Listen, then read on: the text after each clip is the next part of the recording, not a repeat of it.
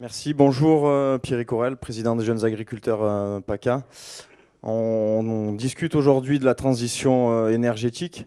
Je pense que l'agriculture et notamment l'installation des jeunes et la transmission des exploitations peuvent être un levier, doivent être un levier pour cette transition énergétique.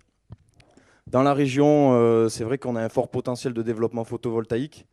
Et aujourd'hui, je pense qu'il est important de développer et de continuer à axer les efforts sur le développement des projets photovoltaïques, tout en gardant vraiment un œil attentif sur le développement des projets solaires au sol, qui demain, au vu des problématiques d'urbanisme qu'on connaît déjà sur la région, peuvent s'avérer difficiles pour installer, notamment des jeunes.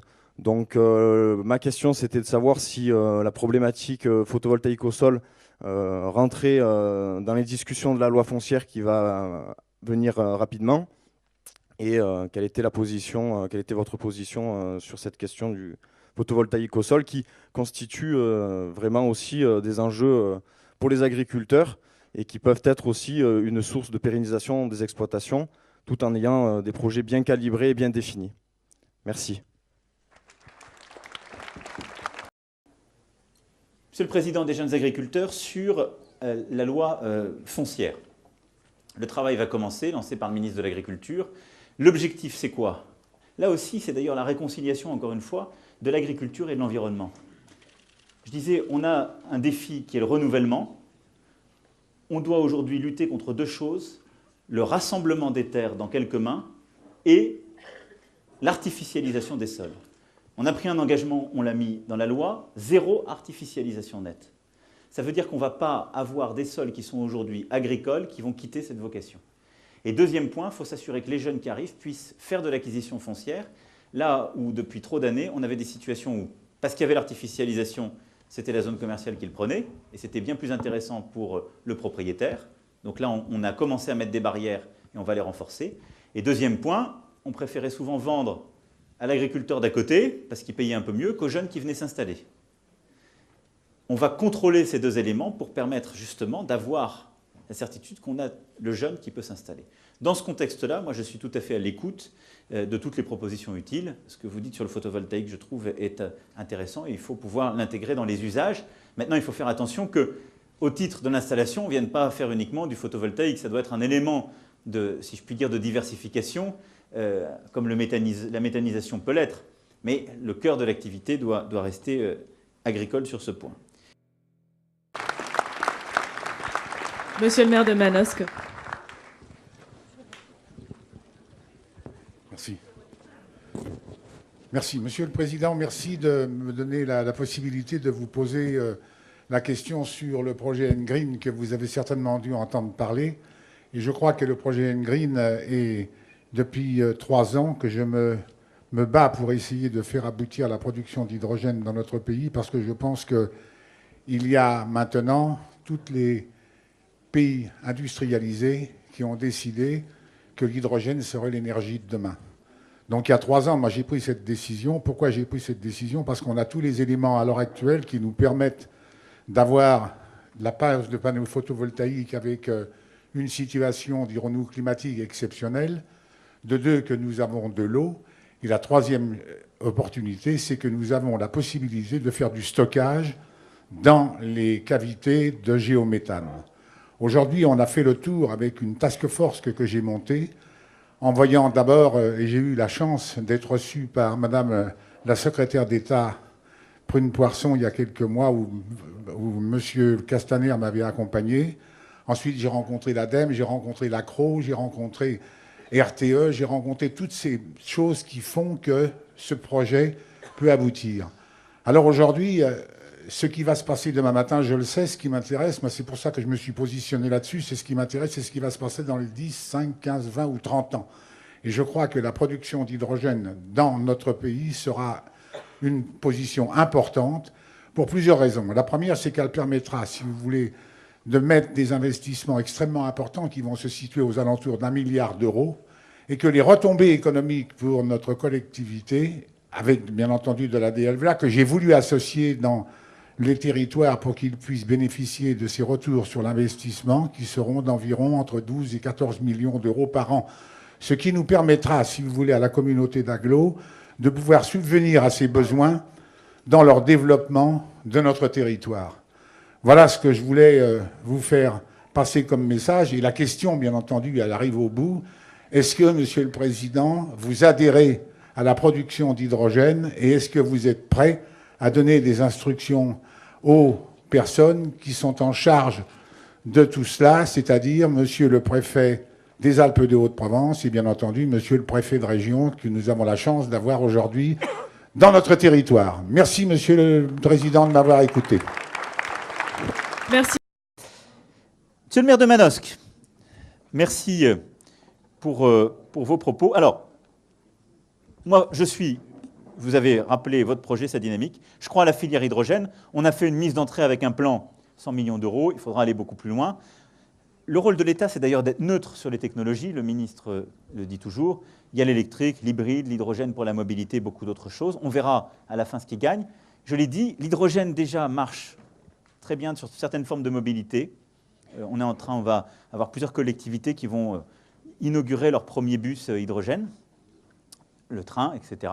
Ce que vous proposez, qui est vraiment très innovant, moi, m'intéresse. Donc, vous avez vu les ministres. Alors, il y a une contrainte, c'est qu'il faut beaucoup d'acteurs et de producteurs sur le terrain pour pouvoir sourcer cela. Donc, c'est en fait une contrainte un peu logistique, si j'ai bien compris. Donc, on va vous aider à le faire. Mais moi, je vois ça d'un très bon œil, en tout cas, au cœur d'un projet innovant de territoire. Donc, j'y suis tout à fait favorable. Ce qu'on appelle parfois moteur à eau, c'est le moteur à hydrogène. Ça rejoint ce qu'on disait avec le maire de Manosque. Là, on l'encourage simplement. L'hydrogène, ça a beaucoup de contraintes en termes de recharge, et c'est un modèle qui, pour le véhicule individuel, n'est pas encore stabilisé. On le développe sur le véhicule collectif, le transport commun.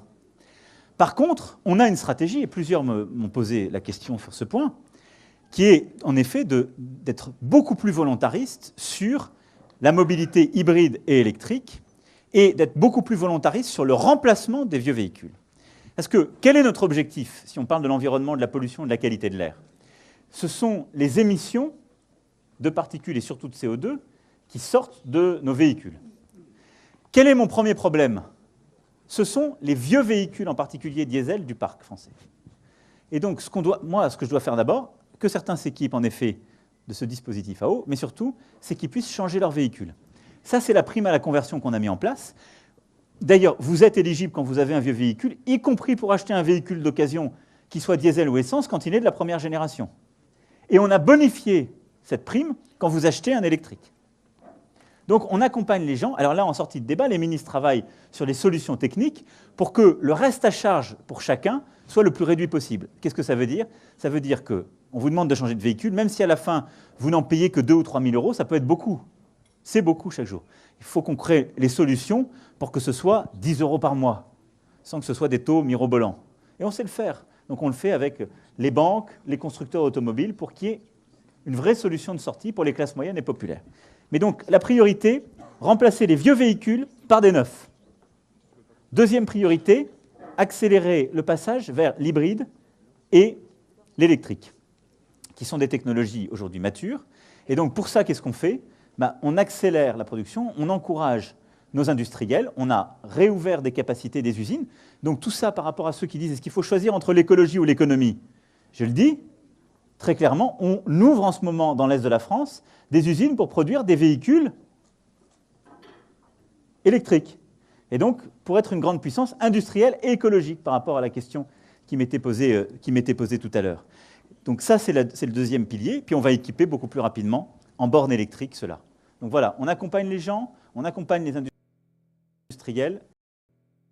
Et d'ailleurs par là, sur l'impact des véhicules électriques qui seraient mauvais aussi pour l'environnement, parce qu'il y a le recyclage et les émissions.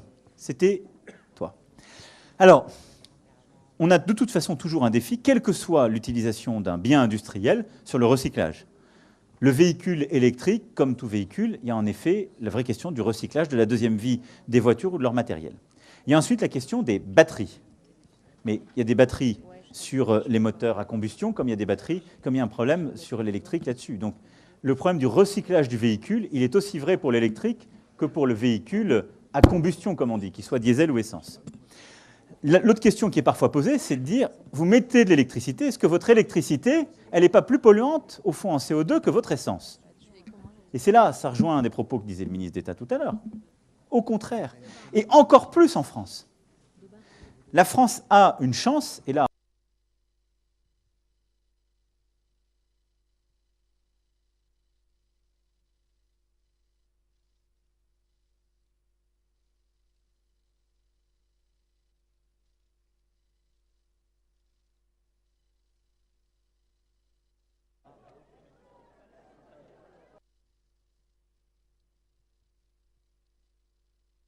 qui est produite aux 3/4 par le nucléaire.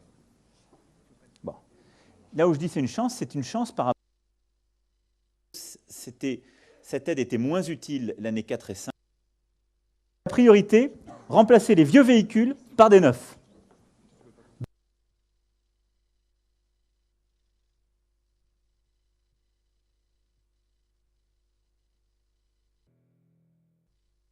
C'est-à-dire qu'on vous demande de changer de véhicule, même si à la fin, vous n'en payez que 2 ou 3 000 euros, ça peut être beaucoup. C'est beaucoup chaque jour. Il faut qu'on crée les solutions pour que ce soit 10 euros par mois, sans que ce soit des taux mirobolants. Et on sait le faire. Donc on le fait avec les banques, les constructeurs automobiles, pour qu'il y ait une vraie solution de sortie pour les classes moyennes et populaires. Mais donc la priorité, remplacer les vieux véhicules par des neufs. Deuxième priorité, accélérer le passage vers l'hybride et l'électrique, qui sont des technologies aujourd'hui matures. Et donc pour ça, qu'est-ce qu'on fait? On accélère la production, on encourage nos industriels, on a réouvert des capacités des usines. Donc tout ça par rapport à ceux qui disent est-ce qu'il faut choisir entre l'écologie ou l'économie? Je le dis très clairement, on ouvre en ce moment dans l'Est de la France des usines pour produire des véhicules électriques. Et donc pour être une grande puissance industrielle et écologique par rapport à la question qui m'était posée tout à l'heure. Donc ça, c'est le deuxième pilier. Puis on va équiper beaucoup plus rapidement en bornes électriques cela. Donc voilà, on accompagne les gens, on accompagne les industriels, on accompagne le pays pour que cette transition soit plus rapide. C'est la meilleure réponse. Ensuite, alors, j'avais une question voisine, je crois que c'était d'ailleurs par là, sur l'impact des véhicules électriques qui seraient mauvais aussi pour l'environnement parce qu'il y a le recyclage et les émissions. C'était toi. Alors, on a de toute façon toujours un défi, quelle que soit l'utilisation d'un bien industriel, sur le recyclage. Le véhicule électrique, comme tout véhicule, il y a en effet la vraie question du recyclage, de la deuxième vie des voitures ou de leur matériel. Il y a ensuite la question des batteries. Mais il y a des batteries sur les moteurs à combustion, comme il y a des batteries, comme il y a un problème sur l'électrique là-dessus. Donc le problème du recyclage du véhicule, il est aussi vrai pour l'électrique que pour le véhicule à combustion, comme on dit, qu'il soit diesel ou essence. L'autre question qui est parfois posée, c'est de dire, vous mettez de l'électricité, est-ce que votre électricité, elle n'est pas plus polluante, au fond, en CO2 que votre essence? Et c'est là, ça rejoint un des propos que disait le ministre d'État tout à l'heure. Au contraire. Et encore plus en France. La France a une chance, et là, c'est fait d'avant nous, ça ne me doit rien. On a une électricité qui est produite aux 3/4 par le nucléaire. Bon. Là où je dis c'est une chance par rapport aux émissions de CO2, parce que pour émettre de manière stable de l'électricité, il y a ou le charbon, c'est très mauvais pour le CO2, ou le gaz, c'est un peu moins pire, comme diraient les enfants, mais c'est quand même pas terrible, ou il y a les mécanismes thermiques, ou le nucléaire, ce qui émet beaucoup moins de CO2.